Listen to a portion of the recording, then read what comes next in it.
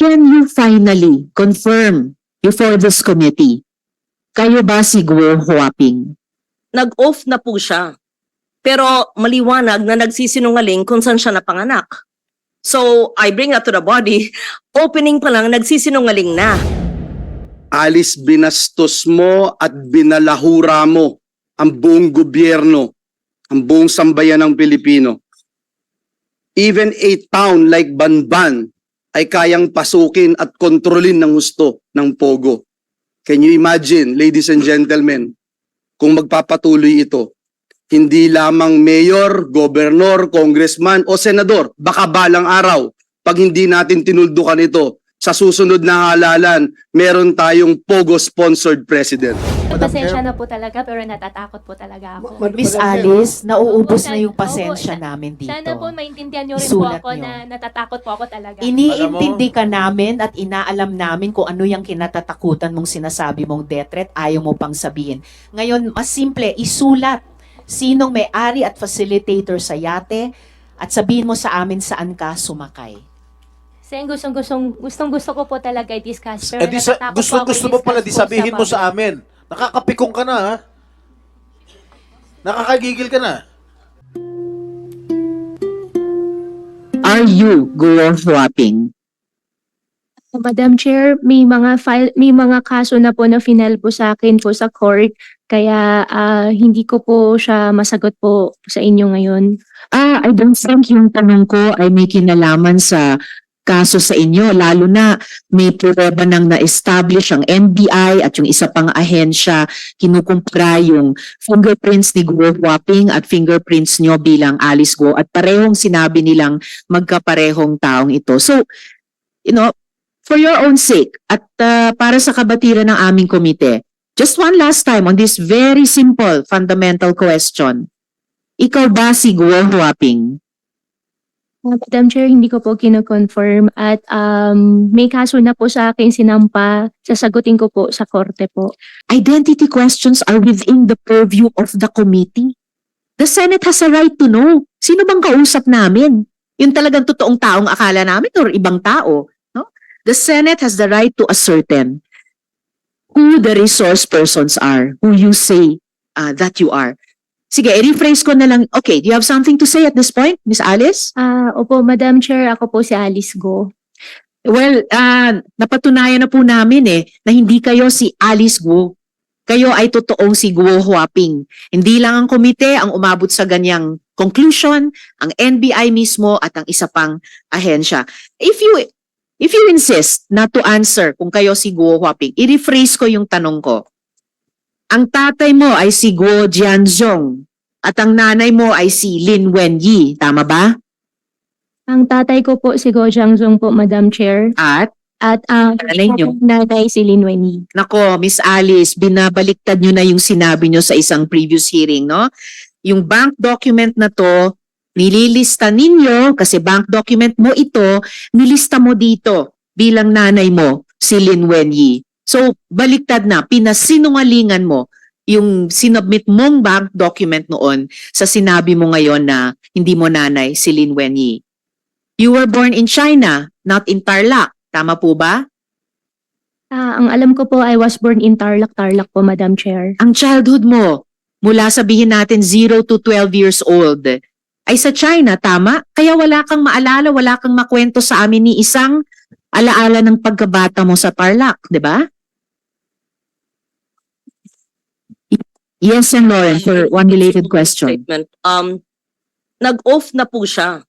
Pero maliwanag na nagsisinungaling kung saan siya napanganak. So, I bring that to the body. Opening pa lang, nagsisinungaling na. Alam naman nating lahat na may mga ahensya ng gobyerno na nagbigay ng mga birth certificate at inamin na nila ng PSA sa mga dayuhan at kasama siya doon. So, umpisa pa lang, ini-insist niya, pinagpipilitan niyang napanganak sa Tarlac. Wala na pong maniniwala yan. Alam na po natin yan. So I'm just putting that on record. How can we extract the truth if the first question, wala pang ang question, ay nagsisinungaling na? Salamat, Sen. Lauren. So, thank you. At nakahanda na nga at lalong tumitibay yung ihahaing motion ni na Majority Leader at Sen. Joel Madam at Chair. the proper time. Madam Chair. Yes, Sen. Rafi, for one related question. Noong May 22 this year, hinamon ko si Alice Goo kung willing siya mag-undergo ng lie detector test. Hanggang ngayon, okay ka pa rin ba, Miss Alice Goo? Papayag ka pa ba magpa-lie detector test para malaman natin yung mga sinabi mo, ibabangga natin doon sa mga alam namin. Are you still willing? Miss Alice. Madam Chair, pwede ko po i-consult po muna. Sino ang i-consult mo? Consult ko po sa lawyer po muna. Alright, you can do that during this hearing. Ay, thank you po. Balikan po namin yung tanong na iyon during this hearing. Thank Ngayon, This yes, is related. Sen. This is Joel, a related, related Madam Chair. question. Very related. Madam Chair, obviously itong ng basto sa Senado ay wala pa ring konsensya para magsalita ng katotohanan sa atin, Madam Chair. Yung simpleng tanong nyo kanina, Madam Chair, siya ba si Gua Huaping? Kahit po magsinungaling siya, hindi siya sumagot, kung ano-anong sabihin po niya sa atin, Madam Chair, ang NBI mismo ay nagkaroon ng fingerprints ni Alice Goo at nitong si Chinese National Gua Huaping at in-establish po doon na match and the same person si Gua Huaping at si Alice Goo. So ang tanong na lang siguro, Alice, ikaw ba naniniwala doon sa pagmamatch sa finger prints that match na ginawa nitong NBI na ikaw si Gua Huaping at si Alice Goo ay iisang tao? Miss Alice. Madam Chair, honestly po, hindi ko po alam kung paano po nangyari. Basta alam ko po si Alice Goo po. At pasensya na rin po kung hindi po kayo naniniwala. Ako sinasabi ko, as much as possible po, gusto ko rin pong sabihin po sa inyo lahat at sa mga magiging questions nyo rin po sa akin mamaya, may consideration lang din po ako sa safety ko rin po.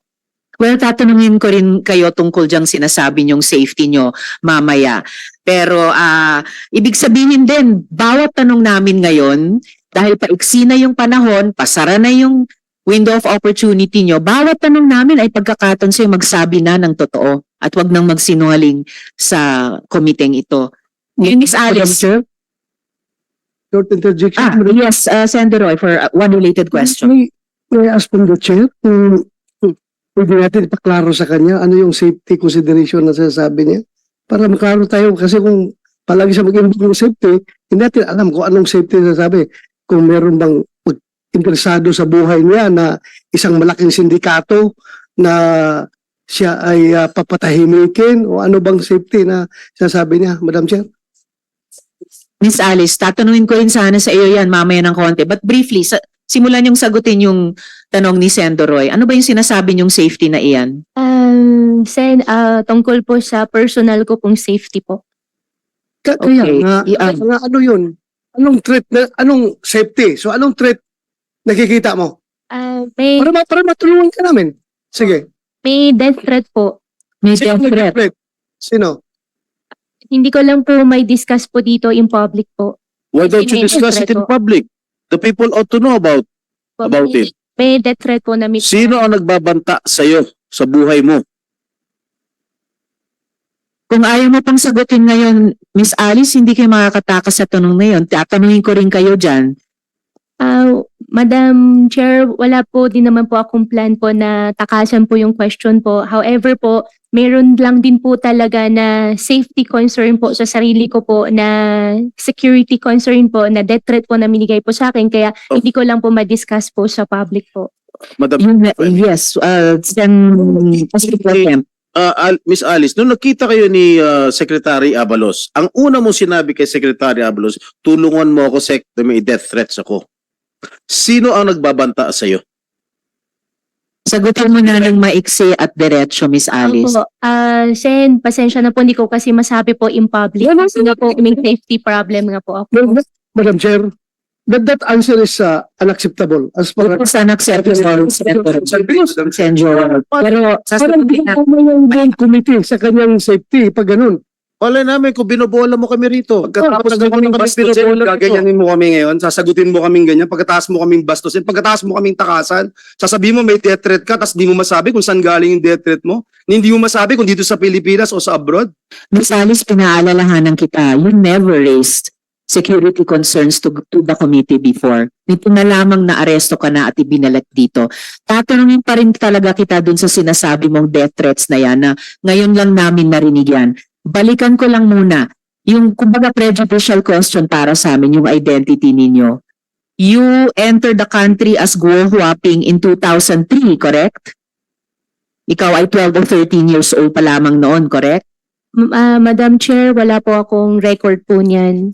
Oh, speaking of records, have you ever had a Chinese passport? Ang alam ko po, Madam Chair, Filipino passport po. Filipino passport.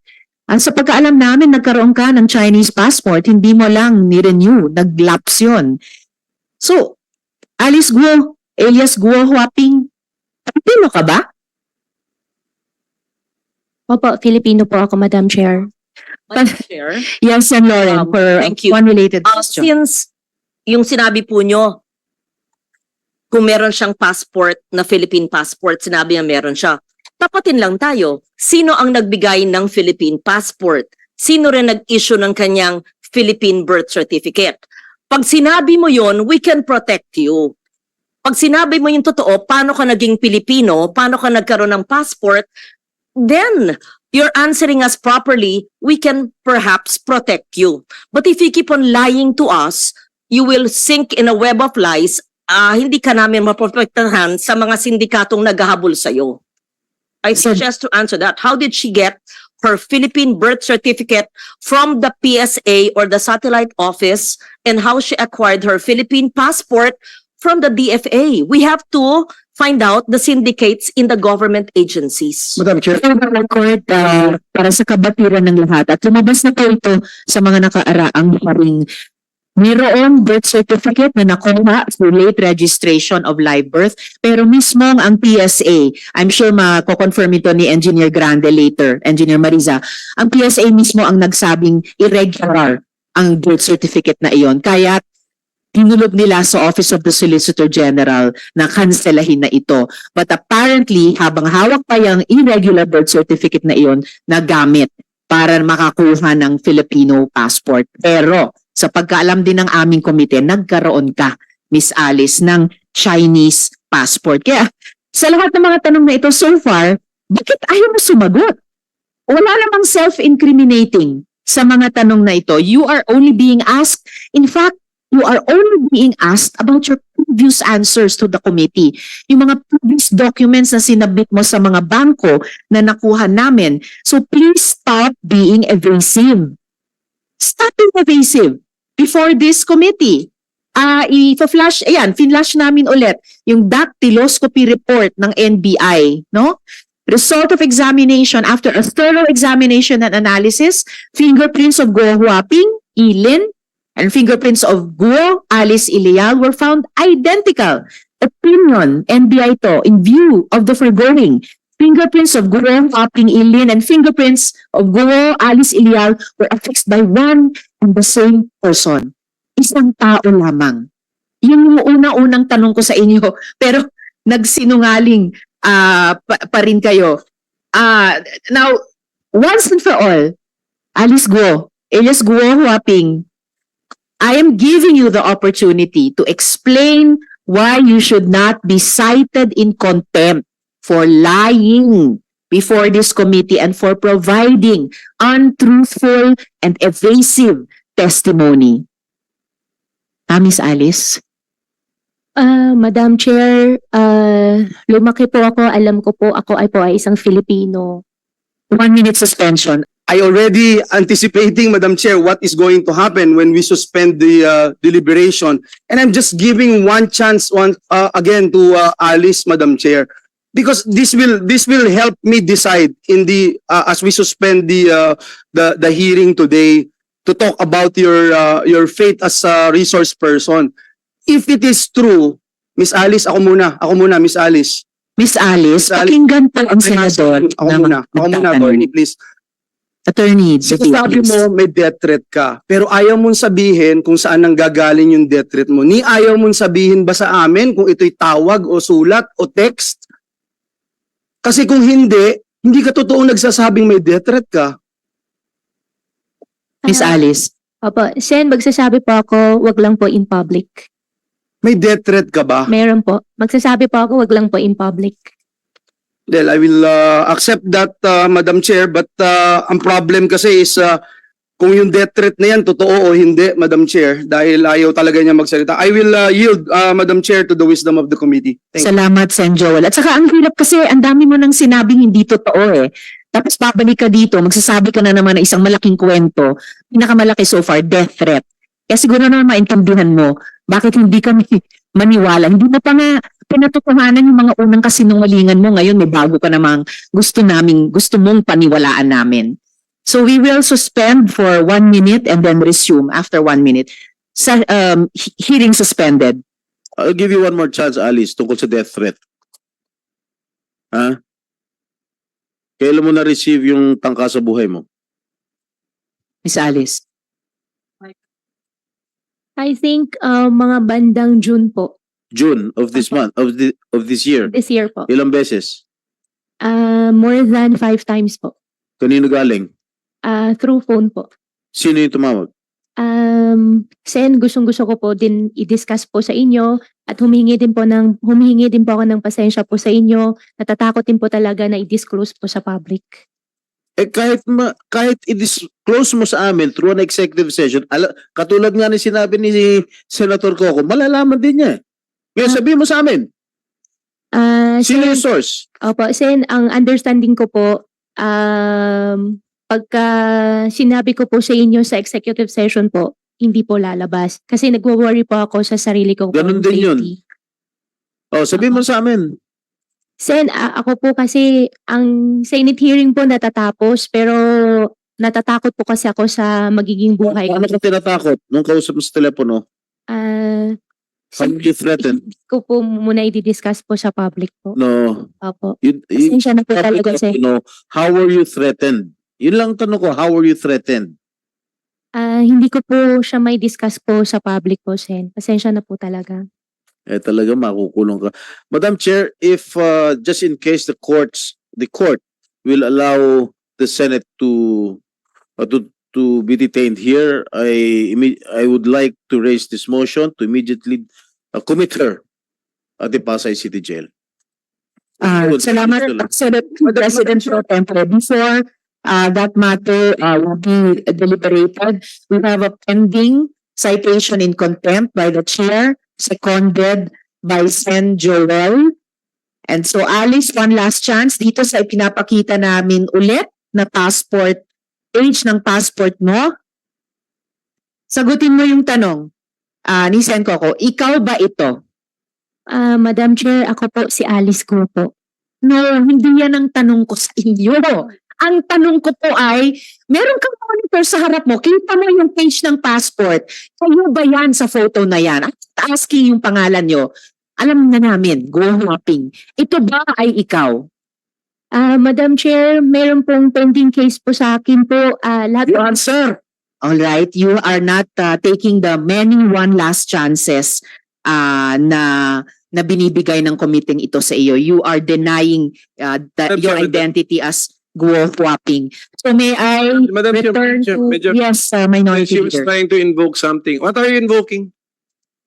For your refusal to answer, what are you invoking?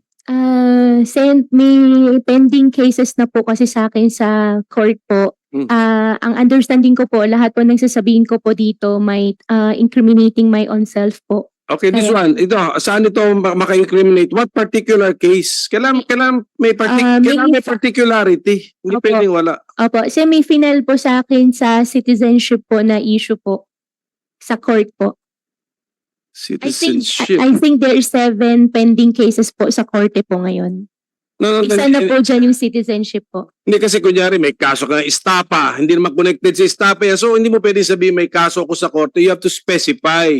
Saan ka ma-incriminate na ang sagot mo magagamit to prove your guilt sa isang criminal case? Which one? Sen, pasensya na po. Mali po pala yung nasabi ko po kanina, di pala citizenship. Ang dapat po pala, COMELEC po. COMELEC, May na-file na po na pending case po sa COMELEC po. material misrepresentation case, siguro criminal case. Yes po, criminal case po. Okay. At bakit related ito? Yan lang po yung alam ko po na may pending cases po sa COMELEC po. But actually, Madam Chair, this appears to be a document issued by the People's Republic of China. I'm requesting for that ACR. Yung atin, the Philippine form. Philippine form accomplished by a child supposed to be, but a child with consciousness already. Who happens to be the younger Alice Go, yun yung theory ninyo. Pero yun ang gusto ko ipakita natin sa kanya. Comsec, pwede ba nating i-flash ulit yung ACR na yon at ipakita ulit kay Alice Guo? Madam Chair, Yes, Sen. Rafi. Unrelated questions. noong August 27, 2024 hearing, page 141 of the transcript, inamin ni Sheila Goo na meron 2 passport si Alice Goo. So that means dual citizen siya? Chinese and Filipino? Alright, salamat Sen. Rafi sa pagpapaalala. So dual citizen pala kayo kahit sa pagkaalam ni Miss Sheila Guo sa paalala ni Sen. Rafi. And in fact, alam niyo ba na hindi pinapayagan ng dual citizenship sa China? Dito lang sa Pilipinas meron na ganyan. Pero sa China, bawal yun eh. And yet, you have both Filipino and Chinese passports sa testimonya ni Sheila Guo. Madam Chair, I have only one Filipino passport po. Yes, you have only one Filipino passport, but you have a Chinese passport. Wala po akong Chinese passport po. Okay, Comsec, pwede natin ipakita yung hinihingi naming ACR before we we finalize the motion of the chair seconded by Sen. Joel. Okay, so baka pwedeng, yan na ba yung pinakamalaki? Alright, so ito po ang ACR for... Hindi na yan mus-mus na bata, di ba? May consciousness na yung nakalitrato dyan eh. O yan ang tanong natin kay Alice Guo. Alice, naalala mo na in-accomplish mo yung form na yan, na nag-fingerprint ka pa, voluntarily dyan, linagay mo. Naalala mo o hindi? Sen, wala pa ako naalala na ganun na dokumento po ginawa. Okay. Ang incredulous man mo. Pati yung forma niya dyan, looks like yung forma niya sa iba pang mga dokumento. That's it, Madam Chair. That convinces me of the lying. So, I think, tapos na po yung ano nyo eh. Na-declare nyo na siya in contempt eh. Nag-elaborate lang naman ako na, tapos na po, na-declare nyo na po siya. On the lying pa ito, not on the refusal to answer dun sa death threat. So, sorry, Alice, I gave you a chance. You mean to say, pati yung paglalagay ng fingerprint mo ron, hindi mo naalala. So, medyo, na po yun, medyo, too difficult masyado nang mahirap paniwalaan na, paano, tulog ka, kinuha ang fingerprints mo, pinilit ka. I mean, it's too much, but, hindi na po sanggol yung nandun sa litrato. So, with that, Mr. Chair, it puts to rest your contempt citation of the resource person. Thank you. Madam Chair. Isa lang, Madam Chair, if I may. Salamat kaayo, Mayno. SP Pro Temp, Jinoy, nag-refer Pam-mark ka dyan. Ilang taon ka? Sen, wala pa ako maalala na nag-thumbprint po ako niyan. Pam-mark ba niyan? Hindi mo maalala na nag-thumb-mark ka? Ilang taon ka nung nag-thumb-mark ka dyan? Siguro, you do not know how old were you? Wala pa ako naalala, Sen, na may ginawa pa akong thumbmark po sa ganung papel po. May pirma ba yan? May pirma? May pirma. Did you sign it? Pro Temp. Did you sign it? Wala ka rin maalala na pinirmahan mo? Ha? Wala po. Sa ACR. Pirma mo ba yan? Tingnan natin ulit yung ACR. Pirma mo.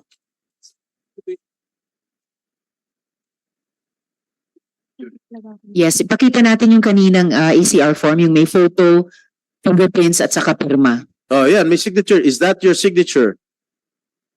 Oo. So, ang pinapakita natin, yung fingerprints ni Alice Go, pero nung kinumpara ng NBI dun sa fingerprints ni Glenn Huaping, identical, matched po. Teka muna pala. Madam Chair, Let her answer. Is that your signature, Alice? Pati. Doon sa under po ng picture po, signature ko po yun, pero hindi ko po alam paano nangyari po yun. Ano hindi mo alam paano nangyari yun? Hindi ko po talaga alam, Sen. Hindi mo alam na pinirmahan mo, pirma mo yan? Sen, hindi po, wala pa akong pinirmahan po ng ganung dokumento, pero signature ko po siya. Pero wala pa ako na pirmahan po ng ganung dokumento. Confirm mo na signature mo yan sa form na yan. Kino-confirm ko lang po, Madam Chair, yung signature po under po ng picture is my signature. But you don't remember when you signed that Wala paper? wala pa akong ginawa na ganun po. It is impossible to fake fingerprints. Kinonfirm mo na pirma mo yan, yung fingerprints dito at yung fingerprints dun sa dokumento ni Glenn Huaping ay na-match ng NBI. Iisang tao lamang po. Yun po yun. okay, Madam Chair, just one, Sen Joel. so sick and tired na whether Huaping and Alice Go identical at iisa dahil convinced na po tayo dun eh. I mean, how can you doctor yung mga fingerprints, Madam Chair? So, ayaw niyang sagutin yon, but overwhelming, siya ho yun, si Gua Huaping. Kaya baka dapat ang tawag natin sa kanya Gua Huaping, hindi Alice Go dahil mahirap na tawagin siyang Alice Go, hindi naman pala siya Pilipino. But let me just ask yung tinatanong kanina ni Sen Jinggoy, kilalan mo, Alice, Gua Huaping, yung tumawag sa'yo, na nagbibigay sa'yo ng death threat, kilala mo po yun. Diba? Kasi otherwise, hindi mo siya sasagutin at hindi mo kikilalanin na totoo at may bigat yung death threat sa'yo. Is that correct, Your Honor? Your Honor, isa po doon, kilala ko po. Pero i-clarify ko lang po yung nakita ko po kanina sa monitor po. Yung signature po, akin po yung signature, pero hindi ko po alam kung bakit andyan po yung signature Hindi ko na po. ako nagtatanong doon. Hindi na ako nagtatanong ng Gua Huaping. Hindi na ako nagtatanong kasi klarong-klaro sa akin, hindi po pwedeng doktorin yung fingerprints mo. So ang tinatanong ko, kilala mo yung nag-death threat sa'yo, saan siya galing? Dito ba siya sa Pilipinas o sa abroad? Local po, dito po. Dito sa Pilipinas. So sa Pilipinas nanggagaling yung death threat mo. Kung sa Pilipinas nanggagaling yung death threat mo, nakita ko yung pagtatagpo ninyo ni PNP Chief tsaka ni SILG. Parang fan meet. At parang masyado kang talagang kampante. At nung in-interview ka, ang sabi mo, kasi secured ka, you feel safe. You feel safe. Nakasama mo ang SILG at PNP Chief. Ngayon, ang tanong ko, if you feel safe, nakasama mo ang PNP Chief at saka SILG, bakit ka pa kailangan lumabas ng Pilipinas? Dahil natatakot ka sa death threat mo. Bakit hindi ka na lang lumapit o nag-report sa PNP Chief o kay SILG?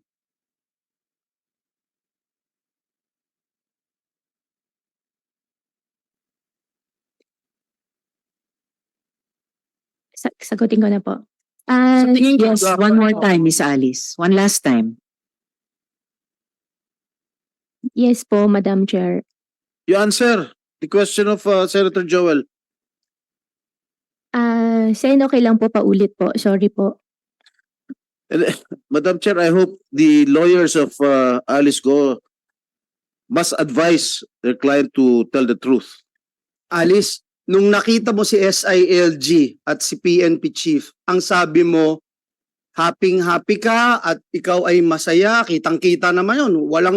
Walang naitago sa sambayan ng Pilipino na at ease ka.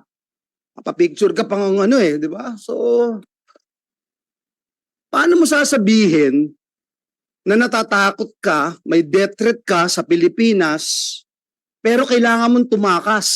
Kailangan mo umalis ng Pilipinas, pero sabi mo, safe ka na makita mo ang PNP chief, SILG, pero hindi ka lumapit sa kanila, hindi ka humingi ng tulong. Hindi nga mo nga sinabi na galing dito sa Pilipinas at tumawag sa'yo ng ilang beses yung nagde-death threat sa'yo. Sen, doon sa question nyo po, dalawa po yung answer ko po dyan. One po, kaya po ako nakasmile po, yan po yung para sa akin po na pinaka-language ko po sa family, sa mga tao po nagmamahal po sa akin na Hindi yun ang tanong ko. Hindi yun ang tanong ko. Before we go further into this topic, para lang ma-settle itong pending issue, i-reiterate ko, no? I move to cite Guo Huaping, also known as Alice Guo, in contempt of the Senate for testifying falsely and evasively before this committee. I second the motion, Madam Chair. I second the motion. Salamat, Sen JV at Sen Joel.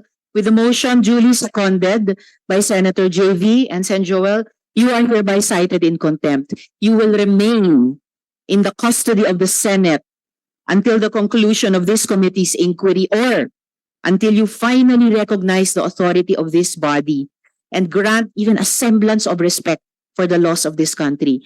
The committee will coordinate with any court ordering your detention, pero re-respetuhin mo ang Senado. Madam Chair. Maybe Sender. the serious person to answer my question first, Madam Chair. We will have one, Miss Alice, isang huling sagot sa puntong ito sa tanong ni Sen Joel, and then isang related na tanong kay Sen Roy, and then itutuloy ng chair yung mga tanong ko, and the majority leader as well after Sen Roy. Please answer the question of Sen Joel, Miss Alice. Sen Joel, na putol po kanina, yung first answer po, nasagot ko na po. Yung second answer naman po, I'm not even asking that first answer that you were talking about, that it's a sign to whoever your fan base is. My only question is, why didn't you go straight to PNP chief and SILG? Why didn't you ask for police help? Because at the end of the day, ganun din pala yung gagawin mo. At sabi mo, dun ka, you feel safe. Pero hindi, tumakas ka, iniwanan mo kami, binastos mo kami, binastos mo yung buong gobyerno, hinalughog ka sa buong Pilipinas. Ay mga kapulisan natin, mga NBI, Coast Guards, talagang pinahirapan mo. Pero sasabihin mo ngayon, may death threat ka. At ngayon, kampante ka, na protektado ka. It doesn't make sense kasi, Alice. Guo Huaping. Question, bakit? Sen, ang answer ko pa rin po dyan ay after wala rin po sa mind ko po na pwede ko pong gawin yan at pagkatapos ko po na share na meron pong death threat, I feel relief po nung nakausap ko po sila. Hindi mo Salamat, Sen Jo. Hindi mo pa rin sinasagot yung tanong. But anyway, hindi ka tumatakas sa Pilipinas dahil sa death threat. Yun ang pinasagot mo sa amin. Tumatakas ka dahil tinatakasan mo yung mga kaso mo. Tinatakasan mo yung mga criminal activities na ginawa mo. Salamat, Sen Joel. Sen Roy, one related Madam Chair, question. may this representation inquire as to the limit of the number of contempt citation that we can give to a particular resource person? Meron ba tayong limit dyan o unlimited tayo? Merong limit po yun. Wala. Then, kapag ang resource person sumasagot ng totoo sa atin, hindi naman natin siya sinasite. Pero sa bawat hearing man lang, hindi siya magsabi ng totoo. So, Right natin now- siyang incite in contempt. Right now, Madam Chair, she's facing 3 contempt citations already.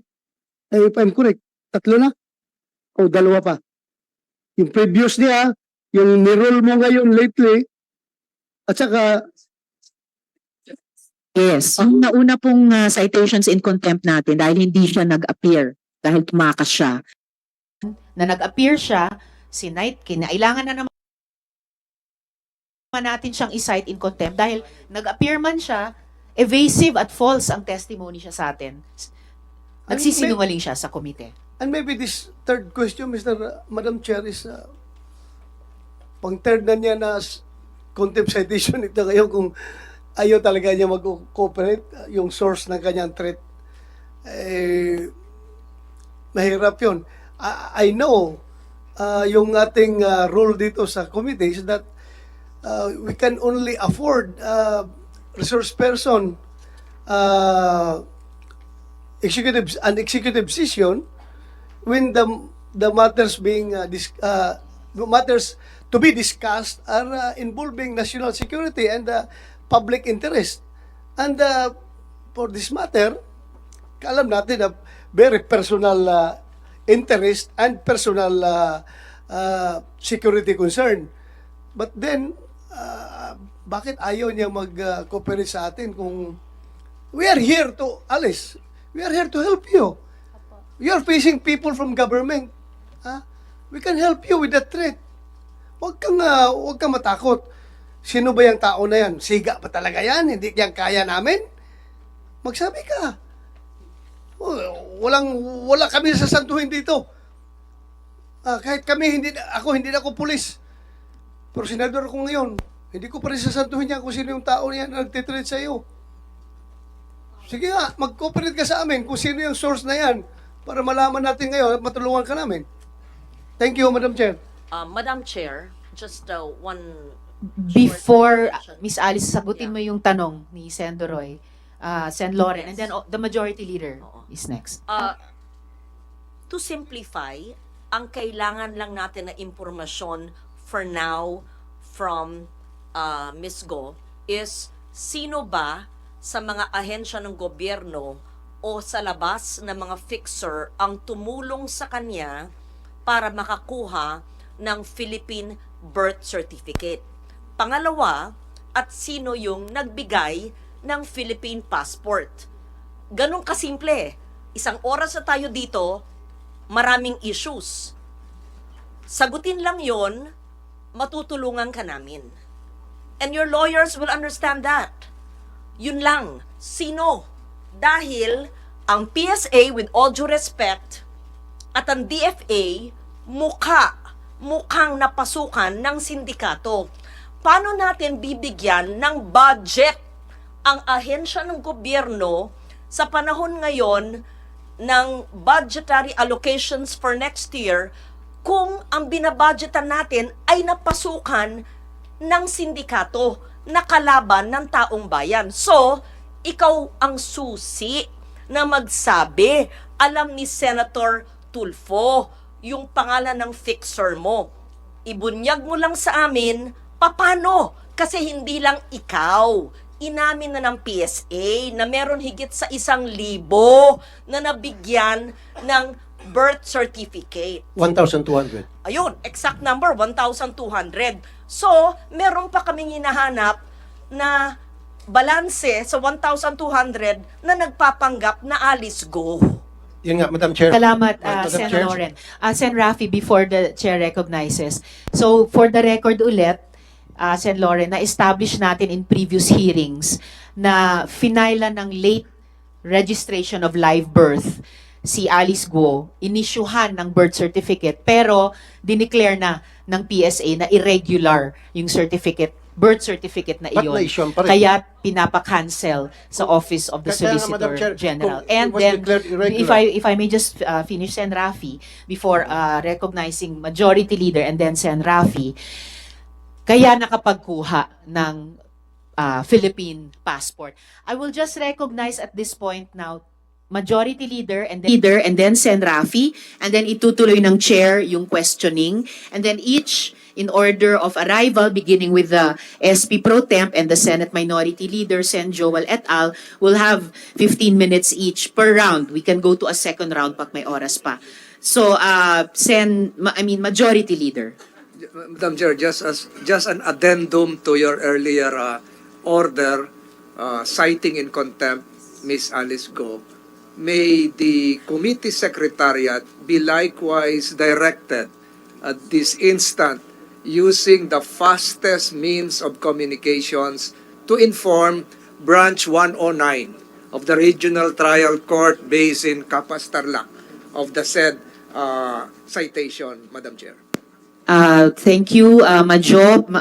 Comsec, please do that and please include in the communication to the good court yung sinabi ng chair kanina sa citation in contempt kay Alice Guo o Guo Huaping that this committee will coordinate with the court ordering her detention. So we will coordinate with that court. And lastly, Madam Chair, Madam and Chair. lastly, Madam Chair, just Sen- to thank- Madam Chair. just in that Yes, particular Sen Joel and then Sen Rafi. communication to the court, we also would like to put into the records how much we appreciate, Madam Chair, the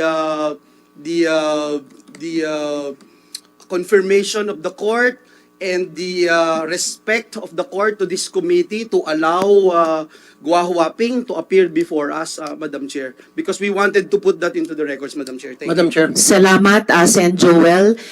Oo, ina-appreciate ng buong komite at ng chair na pinaunlakan ng judge yung written request na ipaapirin at pasalitain sa ating komite si Alice Guo Huaping. Kaya pinut on record na ng komite yung pag-cite in contempt kay Alice Guo at bunga niyan, we will coordinate with the court dahil ito yung nag-order ng kanyang detention. So, Sen Rafi, and then the chair will continue with her Thank you, question. Madam Chair. She's been very evasive from the get-go. Parang sasayang lang tayo ng oras at mga laway natin at karapatan naman niya na hindi magsalita at magsinungaling. Ang importante sa akin dito ngayon, yung sindikato lumalaki ng lumalaki habang tayo nag-uusap dito. Tulad ng sinabi ni Sen Lauren, yun talagang tinutumbok ko noong pa man, Madam Chair, at total nabanggit naman sa previous hearing, yung kasabwat na para siya ay makakuha ng birth certificate through late registration. Kailangan siguro isa sa matutumbukin natin para mabuwag ng sindikato na ito, sino-sino sa late registration, sa local registrar's office, ang makasabwat niya dyan sa Tarlac, kaya siya nakuha ng birth certificate, at sino yung mayor at that time, sino yung hepe ng local registrar's office, at ilan na ba ang mga Chinese national sa bayan na yung sa Tarlac ang nabigyan din ng birth certificate, Filipino birth certificate to late registration. Because napakalaking problema ito, Madam Chair, 1,200 sa Davao del Sur lamang yan. Yung foreign nationals na nabigyan ng Filipino birth certificate, naging instant Filipino citizen. Now, hindi lang po sa Davao del Sur, kundi sa iba't iba pang lugar sa bansa. And then the immigration mismo umamin na every single year, since 2000, sila po ay nakakahuli ng mga Chinese nationals na pumapasok dito o lumalabas na gamit ay Philippine passport. And we're not doing anything about it. Since for decades, nobody's doing something na para buwagin yung sindikato na yun. Kasi kung hindi natin pag-uusapan ito at puro na lang tayo nakakonsentrate sa isang topic, lalawak ang sindikato until such time baka pagising natin na take over na tayo ng mga Chinese nationals. Thank you, Madam Chair. Salamat. Thank you, Sen Rafi, and we will pursue those points during your question time. So, Alice, ituloy ko na yung mga tanong sa iyo. Maraming lumabas na mga photo na kasama mo si Duan Ren Wu. This character has been identified as the big boss of the Pogo in Porac. Interesado ko malaman kung ang mga kakuntsaba mo sa Pogo ay mga kakuntsaba mo rin palabas. Tinulungan ka ba ni Duan Ren Wu na maka-eskapo? Madam Chair, hindi po. Umalis po kami, Madam Chair, by boat po. By boat. Okay, paanong by boat? Ang balita ko, may sinabihan ka na umalis ka sa pamamagitan ng hindi boat lang, isang yate. Tama po ba yon? Yes po, meron po. So yate ang sinakyan nyo. Meron po kami sinakyan po na yate po.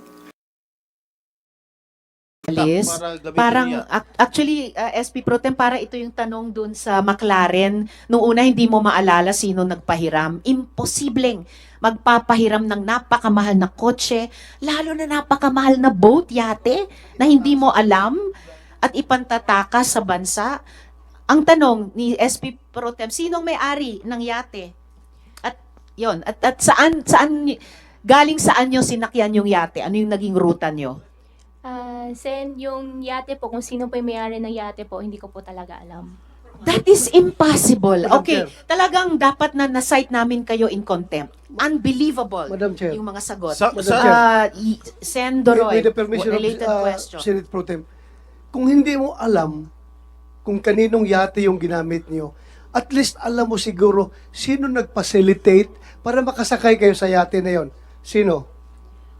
Sen, okay lang po ba na hindi ko po siya i-discuss sa inyo po? No, in public? you No, tell it us is the not truth right okay, now. Miss Alice. Natatakot po ako, hindi ko po Hindi masabi. No, ka no, dapat matakot. no. Sino ang nag-facilitate? Yung tanong ni Sendroy, sino nag-facilitate na magamit nyo yung yate? Madam Chair, gustong-gusto ko pong sabihin pero Oh, hindi isulat ko mo sa po papel. masabi po sa public po. Isulat mo sa papel. Isulat mo sa papel at Isulat mo sa ipapasa papel. ng COMSEC sa aming Sige na. mga senador dito. Isulat mo sa papel sino ang may-ari ng yate at sino nag-facilitate masakyan nyo yung yate. Yung may-ari po tsaka yung nag-facilitate po, hindi po ako sure kung iisang tao po sila. It doesn't matter. Isulat mo yung dalawa o iisang pangalan na iyon sa papel para mabasa naming lahat dito. Sige na. Attorney David, you better tell your client to tell the truth and allow her to write in paper the owner of the yacht. Miss Alice, isulat Saan ka nyo na. sumakay? Saan ka Andyan na yung sumakay? papel. Saan ka sumakay, Alice? Sa yate? Anong port?